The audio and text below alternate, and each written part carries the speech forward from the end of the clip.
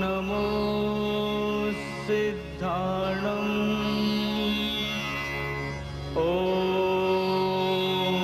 NaMo आयर्याणम्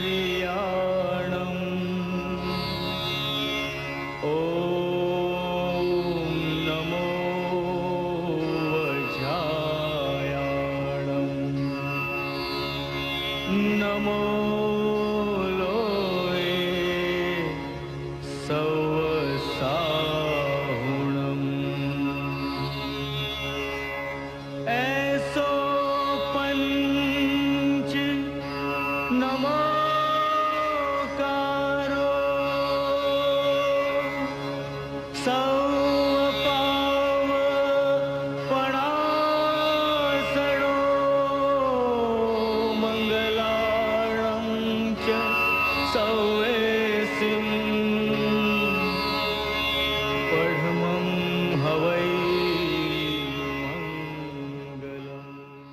institute of જૈનોલોજીના ઉપક્રમે નિયમિત રીતે દર મહિનાના પહેલા શનિવારે યોજાતી વ્યાખ્યાનમાળામાં વિવિધ વિષયો ઉપર તજજ્ઞોએ વ્યાખ્યાનો આપ્યા છે.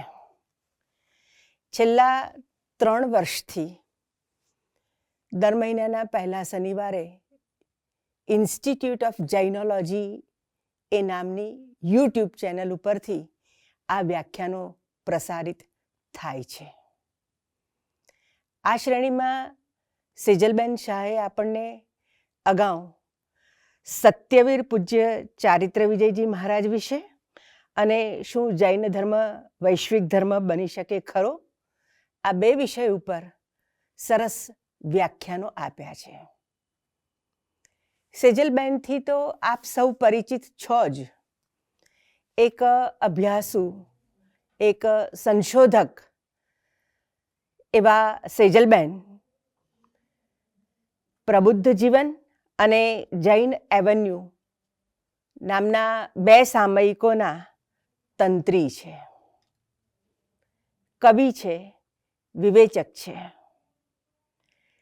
જૈન સાહિત્ય એકેડેમી ટ્રસ્ટ દ્વારા 3 વર્ષે જૈન સાહિત્યના વર્ગોનું આયોજન થયું. એમાં પણ તેમણે સક્રિય રીતે પોતાનો ભાગ ભજવ્યો છે. સેમિનાર હોય, કોન્ફરન્સમાં જવાનું હોય, એમનું વ્યાખ્યાન હોય જ, અભ્યાસપૂર્ણ વ્યાખ્યાન હોય અને એમાંથી આપણને કંઈક જાણવાનું પણ મળે એવું એ સરસ વક્તવ્ય આપે છે. વિવિધ શૈક્ષણિક અને સાહિત્યિક સંસ્થાઓ સાથેનું પણ એમનું જોડાણ છે. ગુજરાતી સાહિત્ય પરિષદમાં સ્વાધ્યાય પીઠના મંત્રી, કાંદિવલી ગુજરાતી ભાષા ભવનના તેઓ આમંત્રિત સભ્ય છે. આજે આપણે એમને સિંહાસન બત્રીસી વિશે સાંભળવા છે. મધ્યકાલીન ગુજરાતી સાહિત્યમાં શામળે સિંહાસન બત્રીસી આપણને આપી. તે સમયે જે કૃતિઓ રચાતી એ કૃતિઓના કથાવસ્તુ દ્વારા જીવનના મૂલ્યનો સંચાર કરવાનો પ્રયત્ન એમાં થતો. એમાં લોકકથા, ધર્મકથા, ઉપદેશ અને મનોરંજન કથા પણ સાથે સાથે જોડાતી. આજે આપણે જૈન સાહિત્યની વિશિષ્ટ કૃતિ સિંહાસન બત્રીસીની વાત સાંભળવી છે. તેની જૈન વાચના મૂળ મહારાષ્ટ્રી પ્રાકૃતની છે. તેના ઉપરથી ક્ષેમમ કરી મુનિએ તેની રચના કરી છે.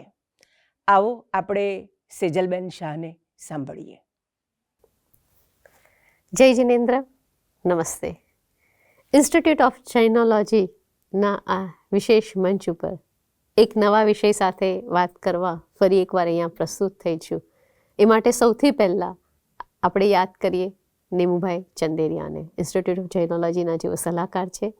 એ ઉપરાંત આ સંસ્થાના ટ્રસ્ટીઓ આદરણીય ડૉક્ટર કુમારપાળભાઈ દેસાઈ, શ્રી ભારતીબેન મહેતા, આદરણીય શ્રેયકભાઈ શેઠ અને શ્રી કૌશલભાઈ દેસાઈ. આ સર્વના આભાર સાથે આરંભમાં જ આભાર માનું છું. આ સર્વને યાદ કરી નમસ્તે. અને આપ સૌ જેમની સાથે હું આજે મારી વાતનો આરંભ કરવા જઈ રહી છું.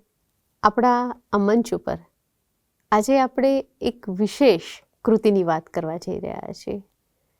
જૈન દર્શનની એક પરંપરા જે આપણને આપણા આત્મા સાથે જોડે છે, આત્મા વિશે વિચારવા અને સતત આપણને પરમાર્થ ભણી જે દોરવાનો પ્રયત્ન કરે છે અને દોરે છે.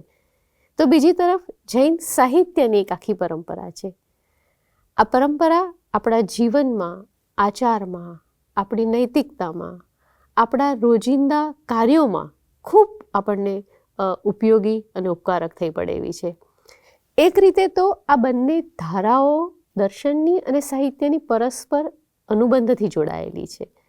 પરસ્પર જોડાયેલી એટલી ગાઢપણે છે, પરંતુ ઘણીવાર એવું બનતું હોય છે કે આપણે એવું માનીને લઈએ છીએ કે સાહિત્ય માત્ર મનોરંજન છે, કે સાહિત્ય માત્ર આનંદની ક્રીડા છે, પરંતુ એવું નથી.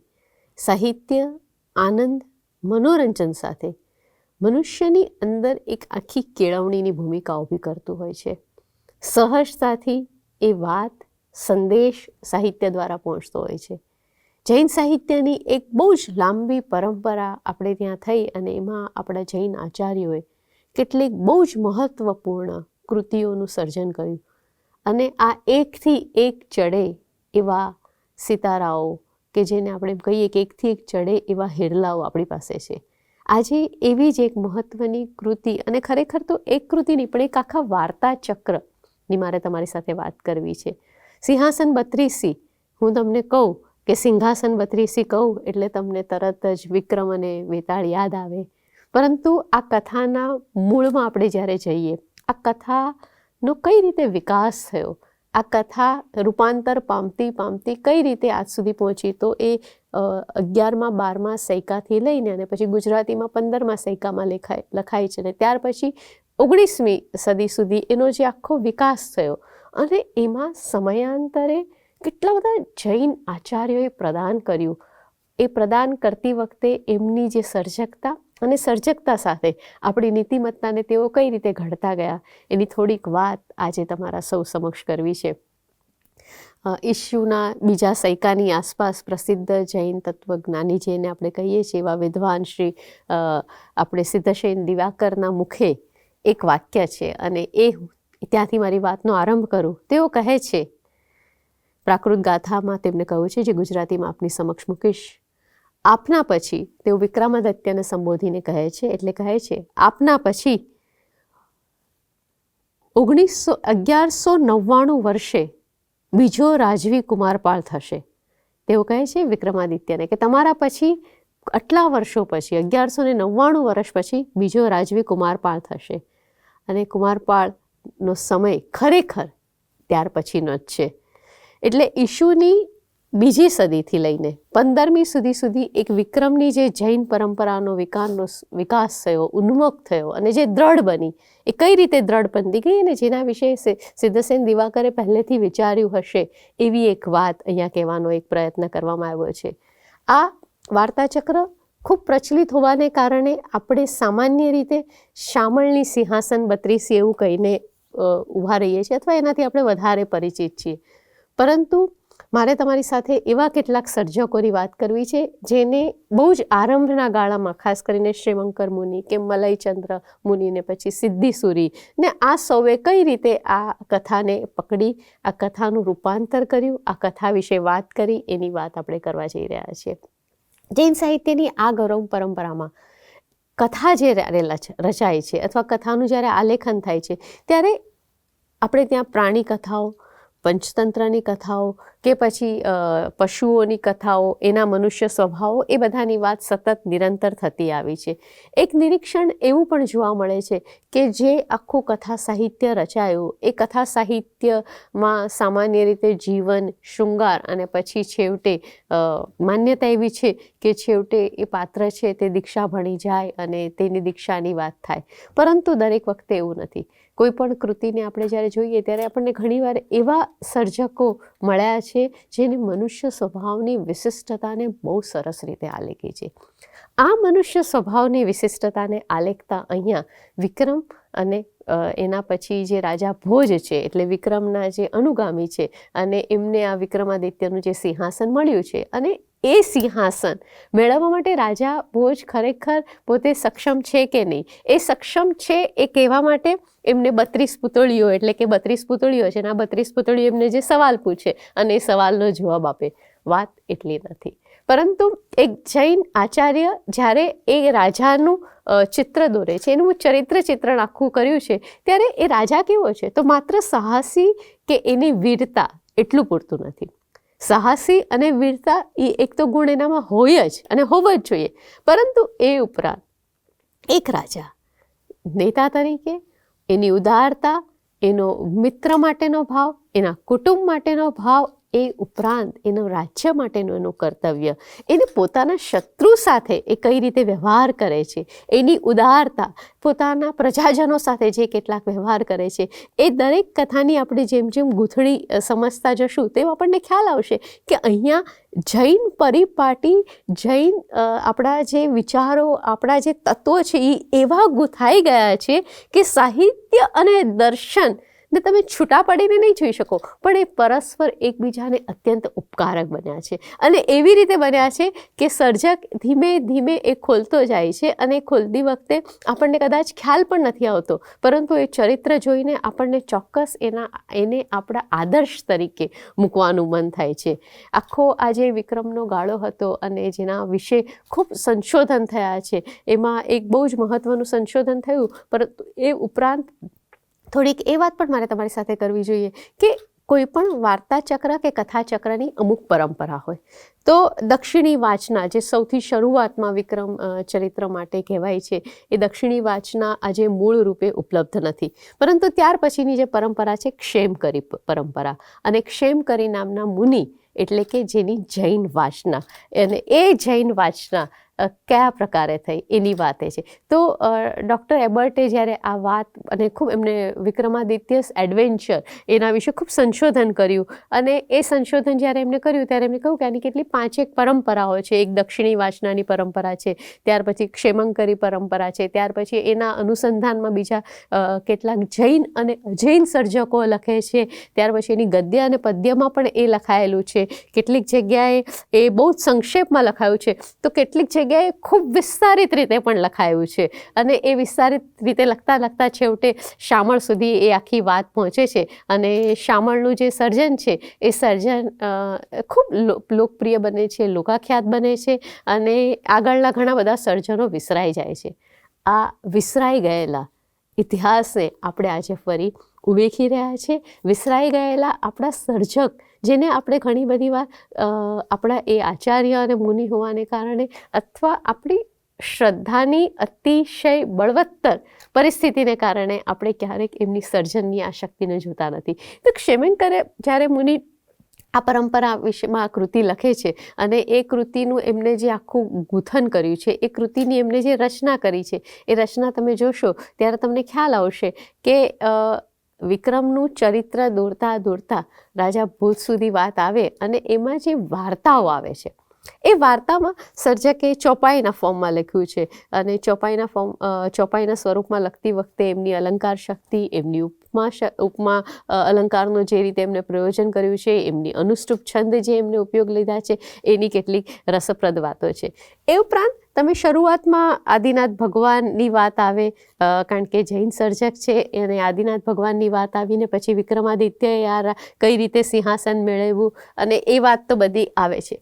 હવે ચતુરાઈ સર્જકની કારણ કે વાર્તામાં જે સર્જકનો વિકાસ છે એ ક્યાં દેખાડવાનો છે, તો એની વાર્તાઓમાં. કારણ કે વાર્તાનો એક બીજી વાત મારે તમારી સાથે ખાસ એ પણ કરવી જોઈએ કે આ 32 વાર્તાઓ, આપણે તો એમ કહીએ કે આ 32 પરંતુ દરેક સર્જકે આ 32 વાર્તાઓને જુદી જુદી રીતે લખી છે. એટલે આપણી પાસે એક મૂળ પરંપરા હોય અને એ મૂળ પરંપરાને આપણે કઈ રીતે રૂપાંતરિત કરતા જોઈએ. અહીંયા તમને મારે કવિ સમય સુંદરને તરત યાદ દેવડાવવો પડે કે સમય સુંદરે જ્યારે પૌમચરીમાં લખ્યું તો કઈ રીતે એક આખી રામાયણની જુદી ભૂમિકા આપણી સમક્ષ નિર્માણ થઈ અથવા કઈ રીતે એ આવી, તો એ તમે અહીંયા જોઈ શકો છો. તો એ જ રીતે ક્ષેમંકરી મુનિ, અને આપણે એમને એટલા માટે કહીએ છીએ કારણ કે જે શરૂઆતનો ગાળો છે એ દક્ષિણી વાંચના જે ઉપલબ્ધ નથી, તો એના પછી આપણને સંસ્કૃતમાં ક્ષેમંકર મુનિ આ કૃતિ લખે છે. અને એ ક્ષેમંકર મુનિ જે આ કૃતિ લખી છે એ કૃતિને હવે આપણે આગળ જોઈએ તો એમને ભારતીય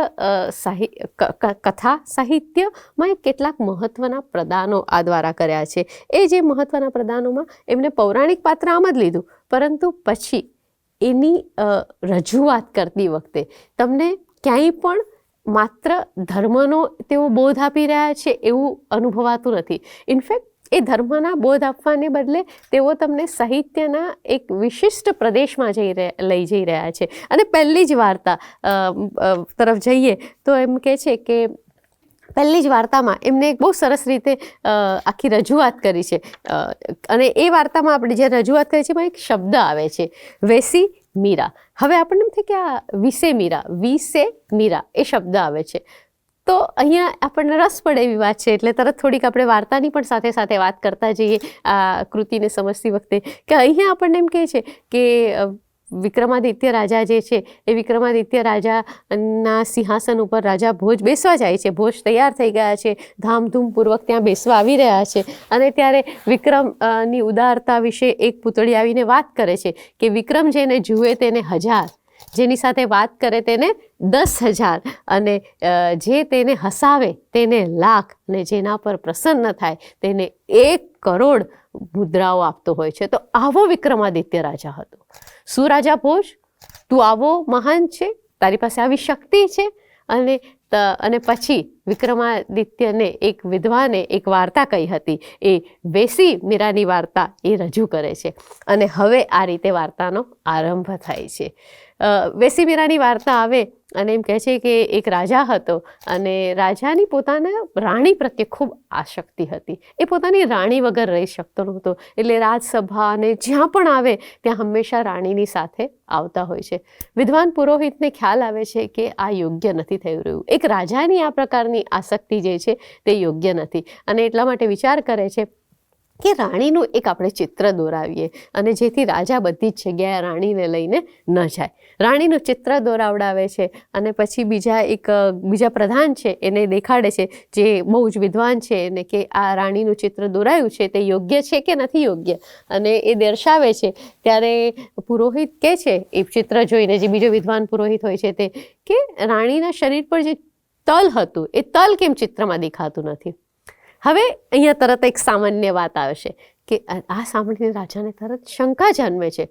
અને શંકા જન્મે કે ભાઈ આવું કેવી રીતે, એને કેવી રીતે ખબર પડી કે રાણીના શરીર પર તલ છે? અને તરત જ એ સમયના જે રાજાઓ વિચારે એ રીતે તરત કહે છે કે આપણે આ રાણીને હવે અહીંયાથી તમે રાણીને પૂરી કરી દો, અર્થાત રાણીની હિંસાની, રાણીનું મૃત્યુ થાય એવી વ્યવસ્થા કરવાનું પ્રધાનને કહે છે. અને પ્રધાન બહુ સમજદાર છે, વિદ્વાન છે, અને તે વિચારે છે કે આપણે આવું ઉતાવળો નિર્ણય લેવો નથી. અને એટલા માટે રાણી જે શારદાનંદન જેનું નામ છે એને પોતાના ઘરે છુપાડી દે છે. વાત અહીંયા પૂરી થઈ જાત તો જે રહસ્ય નિર્માણ થયું છે એ રહસ્ય પૂરું કઈ રીતે, એ રહસ્ય સ્ફોટ કઈ રીતે થશે? અને એટલા માટે હવે અહીંયા એક વાત આવશે કે રાજકુમાર જે છે એ એક દિવસ વગર મુહૂર્તે, આ કથાની મજા એ છે ને કે આમાં નાના નાના કેટલાક આપણે જેને ઠહેરાવ કહીએ ને એ પ્રકારના કેટલાક નાના સ્થાનો છે, અને જ્યાં સર્જકે ખૂબ જ લાઘવતાપૂર્વક આખી વાતને મૂકી છે. માંડ 650 કડીમાં તો આખી વાત પૂરી થઈ જાય છે, જેની વાત હું તમને છેલ્લે કરીશ કે આટલી બધી ટૂંકી અને એટલી બધી લાઘવવાળી કૃતિ છે કે ક્યાંક તો એમને એનો વિસ્તારની આવશ્યકતા હોય ત્યારે તેમને એમ કહી દે કે ઓલી અકબર બિરબલની વાર્તા હતી ને, એટલે પોતાનો જે વાચક છે એના પર એને એટલો વિશ્વાસ છે કે એને ઓલા સંદર્ભો ખબર જ હશે. ખેર, આપણે આપણી મૂળ વાત પર પાછા આવી જઈએ તો એ શારદા કનકને તો છુપાડી દીધી છે ને રાજકુમાર વગર મુહૂર્તે શિકાર પર નીકળ્યો છે. વગર મુહૂર્તે આ રાજકુમાર જે શિકાર ઉપર નીકળી ગયા છે અને એને કારણે કોઈ રાત પડે છે એની પાછો નથી આવ્યો. હવે બધાને અહીંયા ચિંતા થાય છે. બીજી તરફ રાજકુમાર જંગલમાં અટવાઈ ગયો છે અને એની પાછળ વાઘ પડ્યો છે. રાતના અંધારી રાતે વાઘ પડ્યો છે અને એટલા માટે પોતાનો જીવ બચાવવા માટે તે વૃક્ષ ઉપર ચડી જાય છે. આ વૃક્ષ પર જ્યાં ચડી જાય છે ત્યાં એક વાંદરો હોય છે, વ્યંતરેલો વાંદરો હોય છે. અને રાજકુમાર જ્યાં ચડી જાય છે એટલે વાંદરો એને કહે છે કે તું હવે અહીંયા જ રહે. અને પછી રાજકુમારને ઊંઘ આવે છે એટલે વાંદરો એને પોતાના ખોળામાં સુવડાવે છે. એ સૂઈ જાય છે એટલે નીચે જે વાઘ રાહ જોઈને બેઠો છે કે મારો જે શિકાર ઉપર છે એ ક્યારે હવે નીચે આવે, અને એટલા માટે વાંદરાને કહે છે કે તારે બહુ મનુષ્ય જાતિ પર વિશ્વાસ કરવો નહીં, તું આને ધક્કો માર અને નીચે પાડી દે. પણ વાંદરો એમ કરતો નથી અને એનું સાંભળતો નથી. થોડીક વાર પછી રાજકુમાર ઉઠે છે અને વાંદરાને પોતાના ખોળામાં સુવડાવે છે કે હવે તારો ટર્ન છે, તું સૂઈ જા. અને વાંદરો પછી સૂવે છે. વાંદરો જ્યારે સૂવે છે ત્યારે ફરી પાછો વાઘ રાજકુમારને કહે છે કે બહુ ભરોસો કરવો નહીં માણસ પર, અને કહે છે કે તું આ વાંદરાને ધક્કો મારી દે. અને રાજકુમાર વાંદરાને ધક્કો મારે છે અને વાંદરો નીચે પડતો નથી. એ ઝાડની ડાળી પકડી અને એના ઉપર લટકી જાય છે અને એ તો બચી જાય છે. વાઘ ત્યાંથી ચાલ્યો જાય છે. એના પછી વાંદરો રાજકુમારને પોતાની પાસે બોલાવીને એક વાત શીખવાડે છે અને કહે છે કે વિશે મીરા. હવે એ આ શબ્દ કહે છે અને વિશે મીરા શબ્દનો અર્થ થાય છે કે જે તમારે વિશ્વાસપાત્ર છે એના પર તમે શું શૌર્ય દેખાડો છો. કેટલો મોટો સંદેશ એક આખી વાતમાં આવી જાય છે. વાંદરો એના પર ગુસ્સો કરતો નથી, તે મારી સાથે કેમ આવું કર્યું એવું કશું જ કહેવાને બદલે એને કહે છે કે જે તમારા પર વિશ્વાસ કરે છે એની સામે તમે શું શૌર્ય દેખાડો છો. અને આ પ્રકારે એને શીખ આપીને મોકલી દે છે. હવે જ્યારે વાંદરાએ આ વિશે મીરા કીધું છે અને આ વિશે મીરાનો પૂર્ણ અર્થ એને ખાલી સમજાવીને અમુક શ્લોક મોકલાવી દીધા છે. બીજી તરફ માણસ એ થોડોક ગાંડા જેવો થઈ જાય છે. મેં કહું આપને કે વાંદરો વ્યંતરેલો હતો એટલે એ થોડોક માણસ ગાંડા જેવો થઈ જાય છે. બીજે દિવસે સવારે ઘોડો એકલો પહેલાં રાજ્યમાં પહોંચે છે તો બધા એકલો ઘોડો જોઈને વિચારમાં પડે છે કે રાજકુમાર ક્યાંય ગયો. ઘોડો આવી ગયો પણ રાજકુમાર હજી સુધી આવ્યા નથી. અને એટલા માટે લોકો તપાસ કરે છે. રાજા બીજા ઘોડા દોડાવે છે અને રાજકુમાર મળે છે, પણ રાજકુમાર થોડોક ગાંડા જેવો થઈ ગયો હતો કારણ કે એને હજી વિશે મીરાનો અર્થ પૂરો સમજાયો નથી. અને એ ગાંડાની જેમ વિચાર્યા કરે છે કે આ શું થયું છે. અને એ સમયે રાજા ચિંતામાં પડી જાય છે અને પોતાની પત્ની શારદાનંદનને યાદ કરે છે કે જો શારદાનંદન હોત તો સારું થાત. અને પ્રધાનની સામે કહે છે. પ્રધાન હજી સુધી રહસ્ય ખોલ્યું નથી. પ્રધાન કહે છે કે મારા ઘરે એક બાળિકા છે અને એ બાલિકા કદાચ રાજકુમારને સારો કરી આપે એવી શક્યતા છે, તો તમે રાજકુમારને મારે ત્યાં મોકલો. બીજી તરફ એ આને વાત કરે છે શારદાનંદનને, તો શારદાનંદન કહે છે કે રાજકુમારને લઈ આવો પરંતુ અહીંયા પડદો રાખજો. પડદાની પાછળ શારદાનંદન આ રાજકુમારને બોલાવે છે અને પછી રાજકુમાર જ્યારે વિશે મીરા શબ્દ કહે છે ત્યારે વી પરથી એક શ્લોક, સે પરથી એક શ્લોક, મી પરથી એક શ્લોક અને રા પરથી એક શ્લોક, એમ 4 અક્ષરો પરથી 4 શ્લોકો એની સમક્ષ રજૂ કરે છે. અને જ્યારે એ 4 શ્લોક રજૂ કરે છે ત્યારે રાજકુમારને સંપૂર્ણપણે એનો અર્થ સમજાય છે અને એ થોડો શાંત થાય છે. એટલે એની અંદર જે આખી ગાંડપણ જેવું થયું હતું, જે ન સમજાયું એવાને કારણે એની અંદર જે ઉહાપો અંદર ઊભો થયો હતો એ ધીમે ધીમે ઓસરે છે. અને બીજી તરફ બહાર રાજા જે છે પડદાની પર એમ થાય છે કે આ કોણ છે અને જે કોણ મારા દીકરાને આટલું સારું સમજાવી શકે છે. અને એને આ વાતનો કઈ રીતે આખો ખ્યાલ આવે છે. એની તરત પડદો હટાવે છે, સામે શારદાનંદનને જુએ છે અને પ્રસન્ન થાય છે. અને પ્રસન્ન થઈને ઓલા પુરોહિતને પુતળીએ શું કહ્યું હતું કે જ્યારે પ્રસન્ન થાય ત્યારે 1 કરોડ, અને અહીંયા પણ 1 કરોડ એને મુદ્રા આપે છે. અને એ રીતે રાજા ભોજ પ્રથમ પૂતળીને પોતે સક્ષમ છે એ વાત કહે છે કે હું પણ અહીંયા બેસવા માટે તો આ રીતની આખી વાત. તો એ વિશે મીરા પરથી એ શ્લોકનું સર્જન, વિશે મીરા શબ્દનું અહીંયા મૂકવું અને આખી વાત કે સજ્જનની સામે તમે શું શૌર્ય દે, તમારા વિશ્વાસુ જે છે એ વિશ્વાસુ એવો સજ્જન તમારા પર વિશ્વાસ કરે છે એને તમે શૌર્ય નહીં દેખાડો. તો એ પ્રકારનો આખો સંદેશ અહીંયા વ્યક્ત થાય છે. ક્ષિમંકર મુનિની આખી આ જે પરંપરા છે એ પરંપરાએ સાહિત્ય ઉપર બહુ મોટો ઉપકાર એ રીતે કર્યો કે ક્ષિમંકર મુનિએ આ પ્રકારે જે સર્જન કર્યું સિંહાસન 32નું, જેને ત્રાદિશાંગ કહે છે, એ સર્જનના આધાર ઉપર ત્યાર પછી બીજા ઘણા સર્જનો થયા. અનેક આપણા જૈન મુનિઓએ સર્જન કર્યા, જેમાં આપણે ક્ષિમંકર મુનિ, દેવમૂર્તિ અને રામચંદ્ર એમને સંસ્કૃતમાં રચના કરી અને ત્યારબાદ મલયચંદ્ર જેમને આ જ કથા બીજને આધારે ગુજરાતીમાં રચના કરે છે. મલયચંદ્ર ઈસવીસન 1463માં રચના કરે છે. તો એમના પછી જ્ઞાનચંદ્ર ઈસવીસન 1543માં રચના કરે છે. સિદ્ધિસુરી છે એ ઈસવીસન 1560માં રચના કરે છે. જ્યારે હીરકલશ નામના ખૂબ જ જાણીતા સર્જક અને જૈન કવિ ઈસવીસન 1580માં રચના કરે છે. સંઘ વિજય અને વિનય લાભ પણ અનુક્રમે ઈસવીસન 1622 અને ઈસવીસન 1692માં રચના કરે છે. તો વાર્તા ચક્ર સિંહાસન 32નું છે.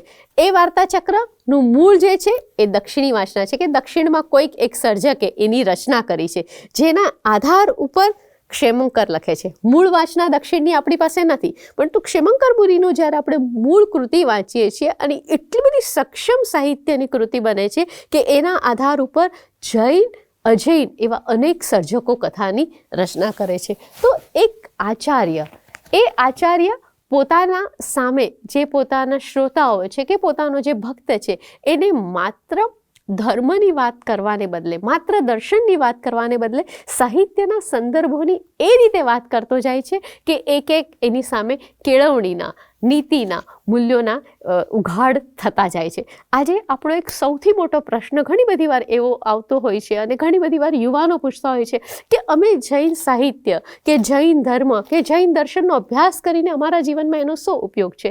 અને ત્યારે હું હંમેશા એ વાત ફરી રજૂ કરવાનો પ્રયત્ન કરું છું કે દરેક કૃતિ એ આપણા લાઈફ મેનેજમેન્ટનું એક પ્રકારનું સોપાન છે. એ આપણા લાઈફના, આપણા જીવનના અનેક પ્રશ્નોને આપણી સમક્ષ રજૂ કરે છે. અકબર બિરબલની વાર્તાઓ કે પંચતંત્રની વાર્તાઓ કે કથાસરિત સાગરની વાર્તાઓ આપણને સતત ક્યાંક ને ક્યાંક આપણી અંદર ચરિત્રનું નિર્માણ કરતી હોય છે. નાનપણમાં જે વાર્તાઓ છે એ વાર્તાઓને કેમ આપણે વાંચતા હોઈએ છીએ? કારણ કે એ વાર્તાઓ દ્વારા આપણી અંદર યોગ્ય સમયે યોગ્ય વિચારવાની શક્તિ નિર્માણ થાય, આપણે અંદરથી સાહસિક બનીએ, આપણી અંદર ધીમે ધીમે નિડરતા નામનું એક બીજ પાંગર્યા કરે અને ધીમે ધીમે આપણે યોગ્ય અને અયોગ્ય વચ્ચેનો ફેર સમજતા જઈએ. તો આ સાહિત્યનું કામ છે.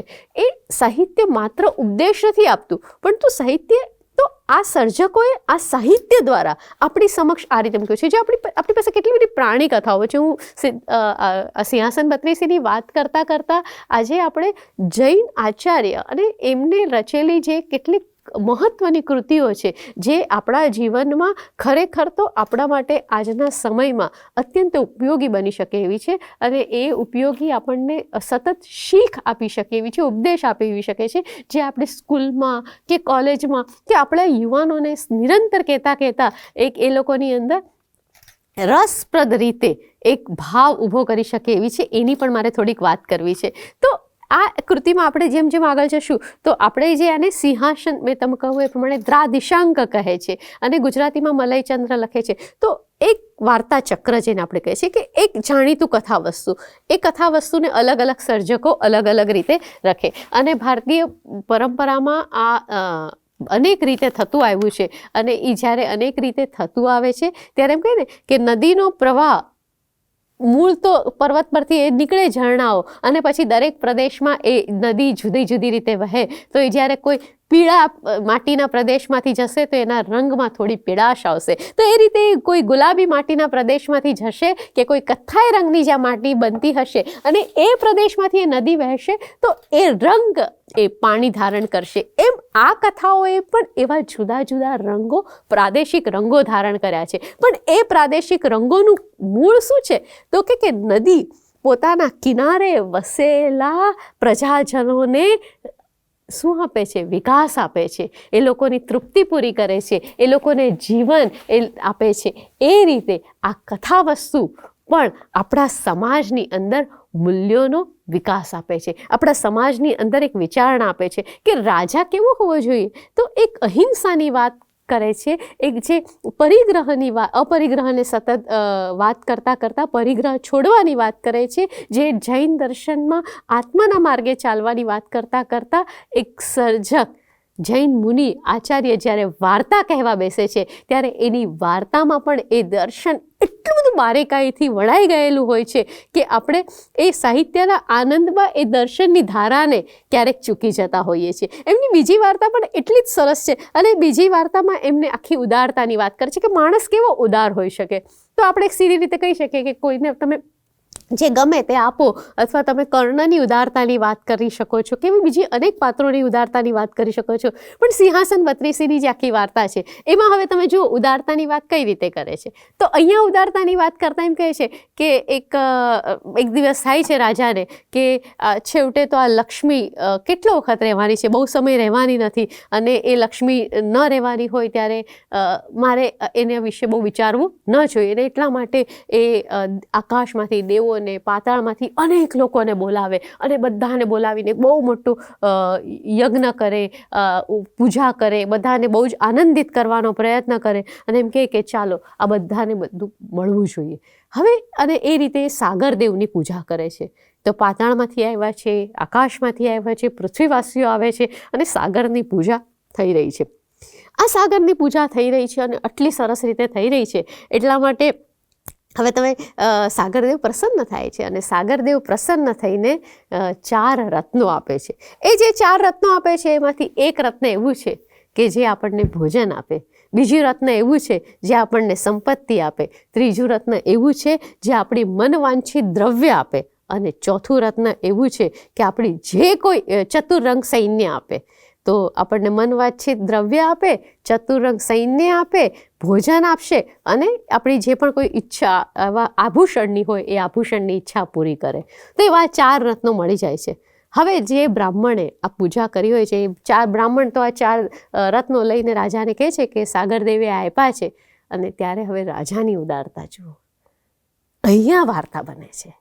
વાર્તાની માત્ર સર્જકતા નથી જોવાની, પણ વાર્તા દ્વારા જે કહેવામાં આવે છે તે અહીં બને છે. અહીંયા એક રાજા કહે છે કે આ પૂજા તે કરી છે, મારી સંપત્તિ, મારી સમૃદ્ધિ, મારા ભાવ બધું, પણ તું પૂજા કરનારનું માધ્યમ તો તું છે, તો હું એક રત્ન તને આપું. અને એટલા માટે એને એક રત્ન આપે છે, પણ પાછું કહે છે કે બોલ તારે આ 4માંથી કયું રત્ન જુએ છે. બ્રાહ્મણ બિચારો વિચારી નથી શકતો, મારા જેવો હશે એટલે કે હવે કયું લઉં અને કયું ન લઉં. એટલા માટે એ તો બિચારો ઘરે જાય છે અને ઘરે જઈને પૂછે છે. તો ઘરના સભ્યો બધા અલગ અલગ કહે છે, કોઈક કહે છે તું આ લે, કોઈક કહે છે તું આ લે. એટલે બ્રાહ્મણ બિચારો મૂંઝાઈ જાય છે અને જઈને રાજાને કહે છે મારે એકેય નથી જોતું, કારણ કે હું શું લઉં ને શું ન લઉં, એક લઈશું, એક ખુશ થશે. અને રાજાની ઉદારતા જુઓ. એ જ્યારે રાજાને આ વાત કરે છે ત્યારે રાજા એને 4 આપી દે છે રત્નો કે આ 4 તું લઈ જા. આ ઉદારતા છે. એક રાજા એક બ્રાહ્મણને જેને પૂજા કરી હતી સાગરદેવની, એને આ 4 એટલા માટે આપી દે છે કારણ કે એ મૂંઝાઈ જાય છે. તો એક ચરિત્ર કયા પ્રકારનું હોઈ શકે એની વાત અહીંયા જે રીતે ઉપસાવવામાં આવી છે એ જોઈને આપણને આમ થઈ જાય, આશ્ચર્ય થાય કે ઓ આખી વાર્તા અહીંયા બને છે. આખી વાર્તા ખૂબ જ સંક્ષિપ્ત રીતે, એટલે અહીંયા ક્ષેમંકર મુનિ કે ત્યાર પછી આગળ જતાં જ્યારે ગુજરાતીમાં લખાય એ મલયચંદ્રની કૃતિ અને બીજી અન્ય કૃતિનો મૂળ ભાવ સાહિત્યની રચના માત્ર નહોતો. એ સમયનો આખો જે સમય હતો જ્યારે પરધર્મી અનેક લોકોએ આક્રમણ કર્યું હતું, પ્રજા ખૂબ જ અંદરથી અસ્વસ્થ હતી, અનેક પ્રકારના વિઘ્નોનો સામનો, જ્યારે અવરોધોનો સામનો પ્રજાને કરવો પડતો હતો. અને એ સમયમાં પ્રજાની આસ્થા ટકી રહે, પ્રજાની અંદર એની વિશ્વાસ અને શ્રદ્ધા ટકી રહે, અને એ માટે આ વાર્તાઓ કહેવામાં આવતી હતી, એ માટે આ પ્રકારની વાર્તાઓની રચના કરવામાં આવતી હતી. એટલે ક્ષેમંકર મુનિએ આ વાર્તા આ રીતે લખી હોય તો એના પછી આ જ માળખું લઈને અન્ય જૈન સર્જક જ્યારે વાર્તા લખે ત્યારે ત્યાં એ બીજી વાર્તા પણ લખે. મૂળ માળખું વિક્રમાદિત્ય ભોજ અને 32 વાર્તાઓનું છે, પરંતુ એ 32 વાર્તાઓ જુદી જુદી હોઈ શકે. એ 32 વાર્તાઓની કહેવાની રીત જુદી જુદી હોઈ શકે. એ 32 વાર્તાઓના પાત્રો જુદા હોઈ શકે. શિવંકર મુનિ અમુક રીતે લખી હોય તો બીજો સર્જક એને બીજી રીતે પણ લખે, અને એ દરેક જગ્યાએ જુદી રીતે લખતી વખતે એ તમને ત્યાં એની સર્જકતાનો અનુભવ થાય છે. તો એ રીતે આખી વાત થાય છે. હવે એવી જ હજી એક વાર્તા પ્રત્યે આપણે આગળ વધીએ તો તમને થશે કે એકવાર રાજા કેવો હોય, પોતાના જે ખરેખર પોતાનો જે શત્રુ છે એ શત્રુ સાથે રાજા કઈ રીતે બિહેવ કરે, અથવા એ શત્રુ સાથેનું રાજાનું વર્તન કયા પ્રકારનું હોય. તો એ સમયમાં રાજા બેઠા હોય છે પોતાના દરબારમાં, અને એ સમયે એક ભાટ છે, અને એ ભાટ રાજાનો જે દુશ્મન છે એ રાજાના દુશ્મનને ત્યાં જાય છે અને વાત કરે છે કે અમારો રાજા તો આટલો ઉદાર છે, અમારા રાજાને ત્યાં આટલું ઐશ્વર્ય છે. અને ત્યારે આ સ્પર્ધક રાજા જે છે, જેમની સામે સતત સ્પર્ધા કરતો હોય છે, એ સ્પર્ધક રાજાને થાય છે કે આમની પાસે આટલું બધું છે, આટલું ઐશ્વર્ય છે, તો હું એ કઈ રીતે મેળવું. અને એના માટે એ ઐશ્વર્ય મેળવવા માટે પોતે યોગ કરે, સાધના કરે છે, અને સાધના કરીને એક દેવ પ્રસન્ન થાય છે. દેવ પ્રસન્ન થાય છે અને પૂછે છે કે તારે શું જોવે છે. તો કે આ વિક્રમાદિત્ય પાસે જેટલું ઐશ્વર્ય છે એટલું ઐશ્વર્ય મને પણ જોવે છે. અને દેવ કહે છે કે સારું, તને ઐશ્વર્ય મળશે, પરંતુ સાથે એક શરત મૂકે છે. જો ઐશ્વર્ય આપી દીધી હોત તો વાર્તા ન બનત, પણ હવે અહીંયા મુકાય છે એક શરત, કે જ્યારે વરદાનની સાથે શરત પણ અહીંયા મુકાય છે. શરત શું મુકાય છે કે તારે વિક્રમાદિત્ય જેટલું જો ઐશ્વર્ય જોતું હોય તો પછી તારા માટે શરત એવી છે કે તારે તેલના બળબળતા કૂવામાં રોજ પ્રવેશ કરવાનો, અને એમાં તું પ્રવેશ કરીશ, રોજે રોજ તું પ્રવેશ કરીશ તો બીજે દિવસે સવારે આટલું ઐશ્વર્ય તને પ્રાપ્ત થશે. અને રાજા સ્વીકારે છે, કારણ કે એમને વિક્રમાદિત્ય જેટલું ઐશ્વર્ય જોતું હતું, એટલે રોજ એ તેલના એક બળબળતા કૂવામાં પ્રવેશ કરે, બીજે દિવસે ફરી પાછું એમાંથી બહાર આવે ને એટલું એને ઐશ્વર્ય પ્રાપ્ત થાય. અને ભાટ જઈને વિક્રમાદિત્યને વાત કરે છે કે તમારો આ જે સ્પર્ધી રાજા હતો, કે તમારો જે વૈરી હતો, એ આ પ્રકારે કરે છે કારણ કે તમારા જેવું એટલું એને જોઈતું હતું. અને વિક્રમાદિત્યને થાય છે કે આ શું, અને પોતે પછી ત્યાં જાય છે રાજ્યમાં. અને જે દિવસે રાજા સાંજે એ બળબળતા તેલમાં પ્રવેશ કરતો હોય, અને ત્યારે એમની બદલે વિક્રમાદિત્ય પ્રવેશ કરે છે. અને આ જોઈને દેવતા પ્રસન્ન થાય છે, અને દેવતા પૂછે છે કે ભાઈ તારે શું જોવે છે, તું શા માટે આવું કરે છે. તો એ એમ કહે છે કે તમે આને આ શરતમાંથી મુક્ત કરો. એને ઐશ્વર્ય તો આપો, પણ એને આજે તમે શરત મૂકી છે એમાંથી મુક્ત કરો. અને દેવતા પ્રસન્ન થઈને વિક્રમાદિત્યનો જે સ્પર્ધક કે વૈરી રાજા છે એને આ શરતમાંથી મુક્ત કરે છે. તો આ પ્રકારની વાર્તાઓ જૈન આચાર્યો પણ લખી શકે, કે જે વાર્તામાં આપણે હંમેશા સામાન્ય રીતે એક માન્યતા એવી વણાઈ ગઈ છે સમાજમાં કે મોટાભાગે બહુ જ સરસ શૃંગારની કે આલેખનની અનેક વાર્તાઓ થાય, અને એના પછી છેવટે એ સંયમ તરફ જતું હોય છે. પરંતુ જીવનના આચાર વિચારો આપણે જરાક સાહિત્યના ઊંડા પ્રદેશમાં પ્રવેશીએ અને થોડીક આમ ખણખોદ કરીએ તો આપણને ખ્યાલ આવે છે કે જીવનના અનેક રંગો આ વાર્તાઓમાં પ્રગટ થયા છે.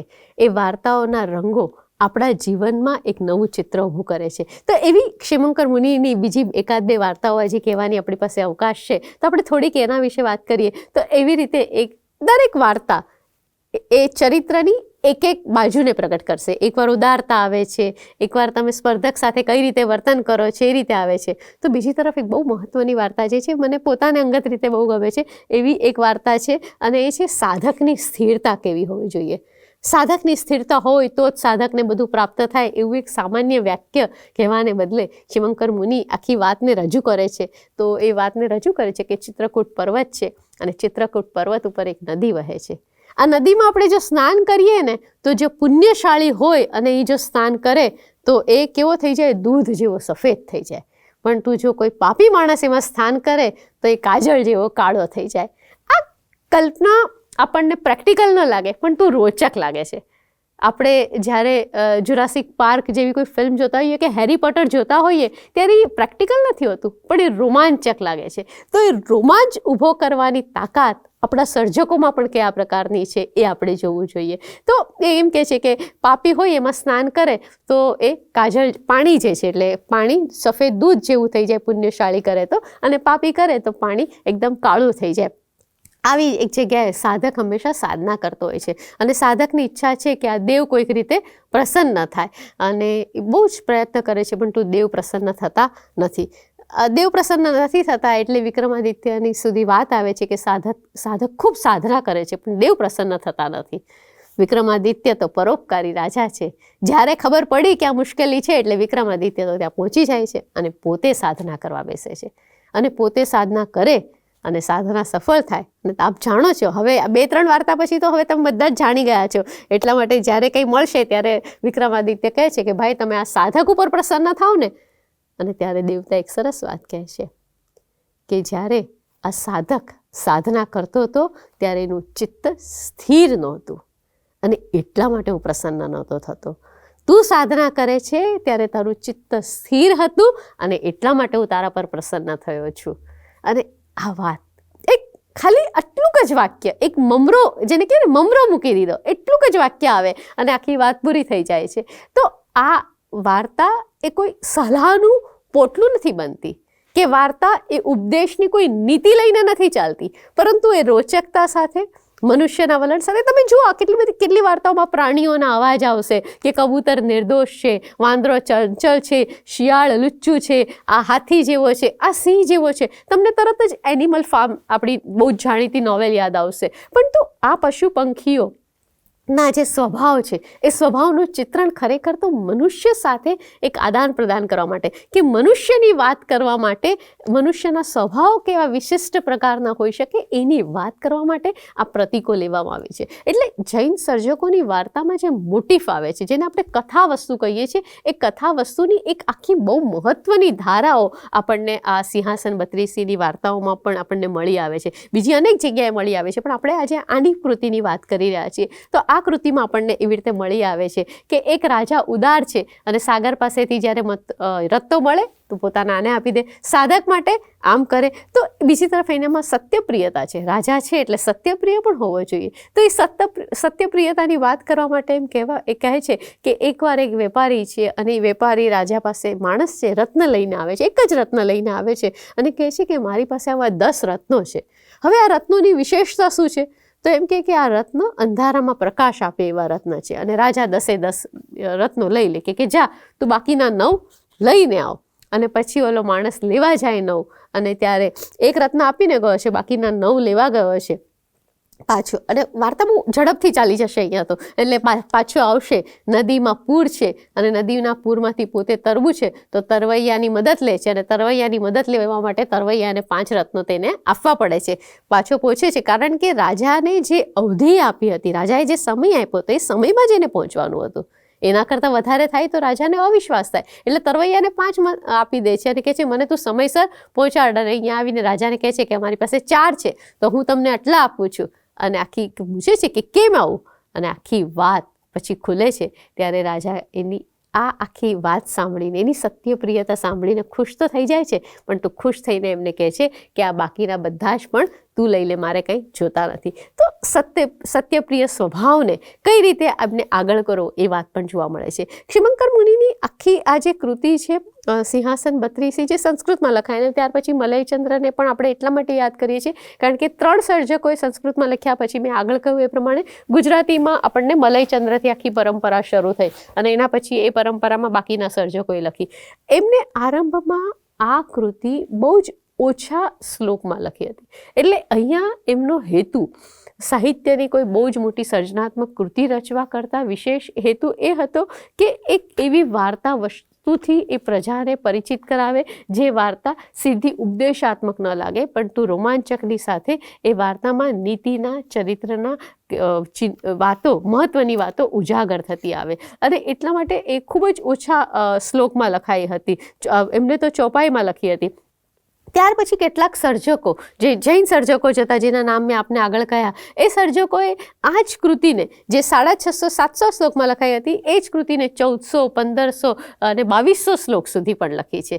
તો ક્યાંક એ સર્જકની વર્ણનની આખી જે રીતિ હોય અને એ વર્ણનની રીતિને કારણે એને ખૂબ લંબાણથી લખે, તો કેટલાક સર્જકો એને વર્ણનની બદલે એને ખૂબ જ સઘનતાથી લખવા જાય, ઓછા લાઘવથી લખવા જાય. હવે એવું કરતી વખતે એક સૌથી મોટો મુદ્દો એ આવે છે કે મેં તમને શરૂઆતમાં કહ્યું હતું કે ઘણીવાર શું થાય કે આમ તરત જ આમ વાત કરી દે. એટલે કેટલીક વાર્તાઓમાં તો એવું બને છે કે છેલ્લે તમારી સામે એકાદી વાર્તા માત્ર 13 કડીમાં પૂરી થઈ જાય અને તમને ખ્યાલ ન આવે, અથવા કેટલીક વાર્તાઓ એટલી ફાસ્ટ પૂરી થઈ જાય કે તમને એમ થાય કે આ શું છે.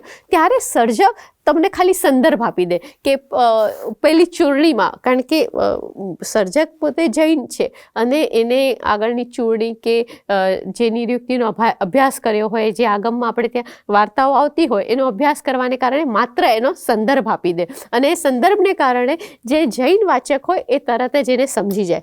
મુશ્કેલી અહીંયા એ આવે કે જે જૈન વાચક ન હોય એને કદાચ એ સંદર્ભ સમજવામાં તકલીફ પડે, અને એને કારણે એ લાઘવને જેટલું સરળતાથી અને સહજતાથી ઉકેલી લેવું જોઈએ એટલું ઉકેલી શકે નહીં.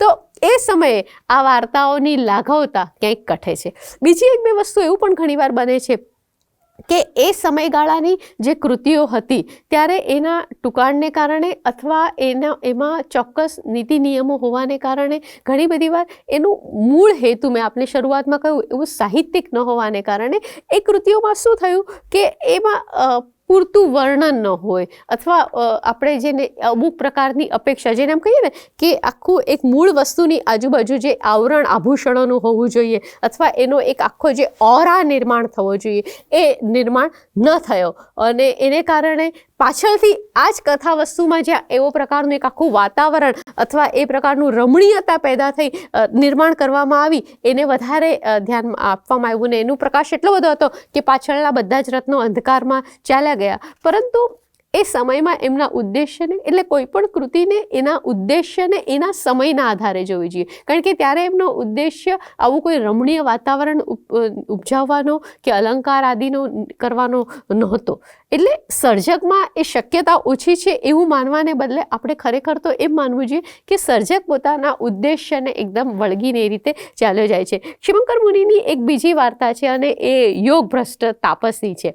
બે વાર્તાઓની હજી મારે તમારી સાથે વાત કરવી છે અને પછી આપણે એના ઉપસંહાર તરફ જશું. તો આ બીજી વાર્તા એક જે છે એ યોગ ભ્રષ્ટ તાપસની છે. યોગ ભ્રષ્ટ તાપસમાં વિક્રમાદિત્યને ખબર છે કે અહીંયા જે સાધના કરતો મુનિ છે એ વિક્રમાદિત્ય ખરેખર ત્યાં જાય છે ઉદ્યાનમાં, અને એની સાથે એમની રાણીઓ, એમનો આખો પરિવાર ને બધા છે, અને સાધક આ બધું જોઈને એ તરફ મોહાઈ જાય છે અને એમને એમ થાય છે કે મારી પાસે પણ આવું બધું હોત તો. અને એટલા માટે વિક્રમાદિત્યને આવીને કહે છે કે મને ગઈકાલે જ રાતના દેવતાએ કહ્યું કે વિક્રમાદિત્ય આવવાનો છે અને તું જે કહીશે તને આપશે. રાજા અને માતા એ બે જણની નજર એવી હોય કે જે સત્ય ને તરત જ ઓળખી લેતી હોય અને પરખી લેતી હોય. રાજા બરાબર ઓળખી જાય છે કે આ તાપસ શું કહેવા માંગે છે અને એની પાછળની શું વાત છે, અને તરત જ એને કહે છે, સમજી ગયો છે. પણ રાજા કશું બોલતા નથી. તાપસે પૂછે છે અને જ્યારે તાપસ કહે છે કે એને પરણવું છે, એને આ સમૃદ્ધિ જોઈએ છે, અને તરત જ એને એક જગ્યા પણ આપે છે જેના પર એ રાજ કરી શકે અને એના લગ્ન પણ કરાવે છે. તો અહીંયા રાજાનો કોઈ હેતુ સામેવાળી વ્યક્તિને, આપણે જેને એમ કહીએ ને કે એની સામે કન્ફ્રન્ટ થવાનો, એને ખુલ્લા પાડવાનો કે એને નીચે પાડવાનો નથી. રાજા છે એ સમજી શકે છે કે એક મનુષ્ય ક્યારેક આવો મોહ થાય અને એના મોહને પોષવાની ફરજ પણ રાજાની છે. તો એ જ્યાં સુધી એ મોહને પોષે અયોગ્ય છે અને સાધકે સામેથી માગ્યું છે તો એ રાજા એને આપી પણ દે છે. તો અહીંયા વિક્રમાદિત્યની એક સલુકાઈ આપણને જોવા મળે છે. અને મેં કહ્યું એ પ્રમાણે બીજી જે છેલ્લી વાર્તા છે એ વાર્તા પણ એટલી જ સરસ છે, અને ખરેખર તો એ વાર્તામાં વિક્રમાદિત્યના આખા ચરિત્રને ઉજાગર કરી શકાય એ પ્રકારની એ વાર્તા છે કે એક માણસ છે, બહુ જ મોટો વેપારી હતો એમના દરબારમાં, ધનધ નામનો, અને એ તીર્થયાત્રાએ જતો હતો. અને એ તીર્થયાત્રાએ જાય છે, મેં તમને કહું ને એ પ્રમાણે એ સમયની વાર્તાઓમાં ભૂત, પિશાચ આદિના પણ ઘણા બધા સંદર્ભો આવતા હતા. તો એ ત્યારે તીર્થયાત્રાએ જતો હતો, અને તીર્થયાત્રાએ જાય છે ત્યારે રસ્તામાં એ સ્ત્રી અને પુરુષના ધડ જુએ છે.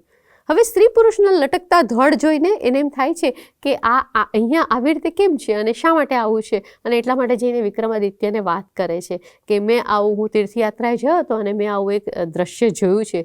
વિક્રમાદિત્ય પોતે ત્યાં જાય છે અને જુએ છે કે આ શા માટે અહીંયા છે, અને ત્યારે એને ખબર પડે છે કે અહીંયા જે આ ધડ અહીંયા મૂકવામાં આવ્યા છે એની પાછળનું કારણ એટલું છે કે કોઈ યોગ્ય વ્યક્તિ આવે અને પોતાનું બલિદાન આપે એટલે આ સ્ત્રી પુરુષને છોડવામાં આવે. અને તમને આગળ ખબર છે એમ હવે તો દરેક વાર્તાના અંત પણ તમને ખબર હશે એ રીતે કે વિક્રમાદિત્ય તરત જ પોતે પોતાનું બલિદાન આપવા તૈયાર થાય છે, દેવતા ખુશ થાય છે અને સ્ત્રી પુરુષને મુક્તિ મળે છે. એક રાજા પોતાની પ્રજા માટે, પોતાના સમાજ માટે જરૂરી હોય ત્યારે પોતાનો જીવ પણ આપી શકે. એક રાજાની ઉદારતા એવી હોય કે જે કંઈ પ્રાપ્ત થાય છે એમાં એ પોતાનો પ્રજાને સહકાર પણ આપી શકે. એક રાજા નિસ્વાર્થ ભાવ, એની સત્યપ્રિયતા એક વિશિષ્ટ પ્રકારની હોય છે. એ વાત આ વાર્તાઓમાં સતત અલગ અલગ સમયે અલગ અલગ રીતે ઉઘડતી આવી છે અને એટલા માટે આ વાર્તાઓને આજે આપણે જોવી જોઈએ. એ સંસ્કૃતમાં કે જૂની ગુજરાતીમાં હોવાને કારણે ઘણી બધી વાર આપણે એનાથી દૂર સહજ રૂપે થઈ જતા હોઈએ છીએ, પરંતુ ક્યારેક આપણે એ જ્યારે નજીકથી જોઈએ ત્યારે આપણને એમ થાય કે આપણે બાળપણમાં જે કેટલીક વાર્તાઓ સાંભળી હતી એટલી જ રસ પડે એવી આ વાર્તાઓ છે. અને આ વાર્તાઓ એની ભાષાને કારણે, જૂની ગુજરાતીમાં હોવાને કારણે કે ક્યારેક પ્રાકૃતમાં હોવાને કારણે આપણને એમ થાય કે ના આ મને સમજાતી નથી, પરંતુ આ વાર્તાઓના અનુવાદની, આજની ગુજરાતીમાં સમજાય એવા સરળ અનુવાદની અત્યારે તાતી જરૂર છે. કારણ કે મૂલ્ય શિક્ષણ એ માત્ર ઉપદેશથી નથી આવતું, પરંતુ આ પ્રકારની રોચક વાર્તાઓ, રોચક કથા વસ્તુઓ અને રોચક કથા વસ્તુઓ દ્વારા આ વાર્તાઓમાં એક કન્વિન્સિંગ પાવર છે. આ વાર્તાની સૌથી મોટી મજા એ છે કે મનુષ્યની સાથે એ જોડાય તો છે જ, પણ સાથે સાથે એ મનુષ્યને વિશ્વાસમાં લઈને એની સાથે એક નાતો બાંધી શકે છે. તમને કેટલીક વાર્તાઓમાં એવું લાગે કે ઉપર છલ્યું વર્તન લાગે અથવા તમને એમ લાગે કે ના આ શક્ય નથી, પણ તે બહુ જ ઓછી જગ્યાએ બને છે. જૈન સર્જકોએ સર્જન કરતી વખતે મનુષ્યના સ્વભાવને જે રીતે તાગ્યો છે, એમને આખું એનું સાયકોલોજીકલી એનું જે રીતે પોતેની જે સમજણ સાથે એની રજૂઆત કરી છે એ ખરેખર એક બહુ જ કાબિલે દાદ છે. પરંતુ પૂરતા પ્રમાણમાં એનું વિવેચન ન થવાને કારણે આ કૃતિઓથી આપણે આમ કહીએ ને થોડાક દૂરથી જીવી રહ્યા છીએ અને આપણે માત્ર એનું નામ જોઈને એમ કહીએ છીએ કે હા આ બહુ સરસ છે, પરંતુ આ બહુ સરસ છે એની અંદર ખરેખર સરસ શું છે? એનો સ્વાદ સરસ છે, એનું રૂપ સરસ છે, એનું નામ સરસ છે, એની કઈ બાબત સરસ છે, એ થોડુંક નજીકથી જોઈએ તો ખ્યાલ આવે કે જૈન સાહિત્યમાં એવા અનેક રત્નો પડેલા છે જે આપણા બાળકથી લઈને કિશોરથી લઈને યુવાનોની રસને छिપાવી શકે એમ છે.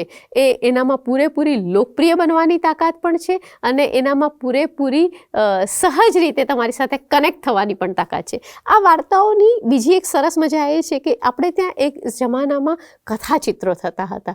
આ બધી જ વાર્તાઓ એવી છે જેની સરસ પ્રકારની ચિત્રપટ્ટીઓ બની શકે એમ છે અને એ દિશામાં પણ ખરેખર કામ થવું જોઈએ, કારણ કે એટલી બધી એક્શન ઓરિએન્ટેડ છે કે જેમાં સતત ક્રિયા થાય છે. મેં તમને કહું ને કે લાઘવ પુષ્કળ છે અને સતત ક્રિયા થાય છે જે તમને સતત બિઝી રાખે, તમને સતત વ્યસ્ત રાખે, તમને એની સાથે તમે જોડાયેલા રહો અને એને કારણે આ પ્રકારની વાર્તા હોય તો એની સરસ મજાની ચિત્રપટ્ટીઓ હોય, ચિત્ર વાર્તાઓ પણ બની શકે એવી પૂરેપૂરી શક્યતાઓ છે.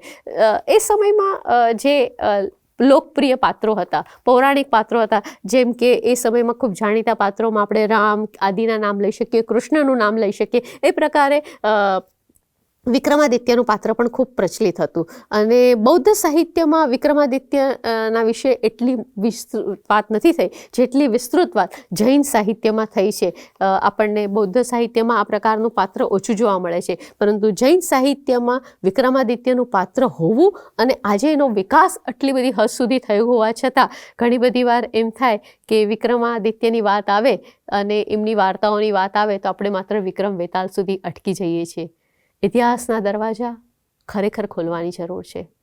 ઇતિહાસના દરવાજા ખોલતા આપણને ખ્યાલ આવે છે કે આપણા સાહિત્યની ભૂમિ પર પણ અનેક પ્રકારની સક્ષમ કૃતિઓ પડી છે. મુશ્કેલી એ છે કે આપણે ત્યાં સુધી પહોંચ્યા નથી અને દૂરથી બેઠા બેઠા આપણને આપણી ભૂમિ સૂકી લાગી રહી છે. ખરેખર આ ભૂમિ સૂકી નથી. આ ભૂમિમાં આપણી માનવતાને પોષે એવા અનેક સંવેદનાત્મક અંશો છે. એ સંવેદનાત્મક અંશો સુધી આપણે પહોંચીએ તો આપણી માનવતા ચિરંજીવી, કાયમી, અમર બની શકશે. આભાર આજની આ વાત કરવા માટે. આપની સાથે ખરેખર ખૂબ મને પ્રસન્નતા એ રીતે થઈ કે આ મંચ ઉપર એક જુદી જ કૃતિની વાત જુદી રીતે મૂકી શકાય હતી. આપણી આ જે મંચ છે અને એ મંચની સૌથી મોટી એ જ છે, ઇન્સ્ટિટ્યૂટ ઓફ જૈનોલોજીની સૌથી મોટી મજા જ એ છે કે આ મંચ દરેક અભ્યાસુને એક જુદી જુદી રીતે વાત કરવા માટે બ્રેઇન સ્ટ્રોમિંગ જેને કહીએ છીએ એવી તક હંમેશા પૂરી પાડતો હોય છે. એના માટે હું ઇન્સ્ટિટ્યૂટ ઓફ જૈનોલોજી સાથે સંકળાયેલા સૌ કોઈનો હૃદયપૂર્વક આભાર માનું છું. વિશેષ કરીને કુમારપાળભાઈ અને નલિનીબેનનો તો આભાર માનું જ છું. આપ સર્વના આભાર સાથે જીનાજ્ઞા વિરુદ્ધ કોઈ પણ વાત કહેવાય હોય તો મિચ્છામિ દુક્કડમ પ્રણામ. ઇન્સ્ટિટ્યૂટ ઓફ જૈનોલોજીના ઉપક્રમે યોજાતી આ વ્યાખ્યાનમાળામાં સેજલબહેને આજે એક સરસ વિષય ઉપર એમના વિચારો પ્રસ્તુત કર્યા. સિંહાસન 32ની વાત એમણે કરી અને એમાંથી આપણને ઘણું બધું જાણવાનું મળ્યું. એમનો આભાર એટલા માટે નહીં માનું કે એ હવે અમારા સ્વજન છે, એટલે એમણે જે વ્યાખ્યાન આપ્યું એ માટેનો આનંદ વ્યક્ત કરીશ. અને સેજલબેન જ્યારે જ્યારે પણ અમે કહીએ ત્યારે એ નવા વિષય સાથે જ વાત અહીંથી પ્રસ્તુત કરે છે, એટલે એનો આનંદ વ્યક્ત કરી અને આભાર માનું છું.